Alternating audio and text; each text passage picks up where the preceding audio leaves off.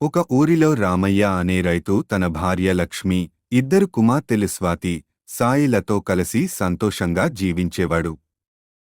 రామయ్య ఎంతో కష్టపడి పొలంలో పనిచేసేవాడు. లక్ష్మి మంచి గృహిణి, తన కుటుంబం కోసం అనేక రకాల రుచికరమైన భోజనాలు చేసేది. స్వాతి పెద్ద కుమార్తె, చదువులో చాలా బాగా ఉంటుంది. సాయి చిన్నది, సృజనాత్మకమైన పిల్ల. ఒకసారి స్వాతి, సాయి ఇద్దరూ పాఠశాల సెలవుల్లో స్వగ్రామానికి వెళ్లారు. అక్కడ పిల్లలు పచ్చని చెట్లు, పూలు, పంటలతో నిండిన ప్రకృతిని చూసి ఆనందపడ్డారు. సాయి తన చెల్లెలితో కలిసి పువ్వులతో కొత్త ఆటలు ఆడింది.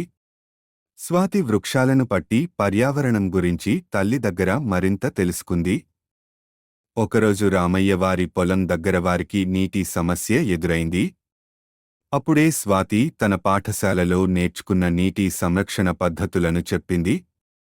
కుటుంబం అందరూ కలిసి నీటిని సద్వినియోగం చేసుకోవడం ఎలా అనేది నేర్చుకున్నారు. సాయి చిన్నగాని అందరికోసం నీటిని ఎలా జాగ్రత్తగా వాడాలో తన చిట్కాలు చెప్పింది. ఆనందంగా ఉంటూ సహకారంతో సమస్యలను ఎలా పరిష్కరించుకోవాలో ఈ కుటుంబం మనందరికీ మంచి పాఠం నేర్పిస్తుంది.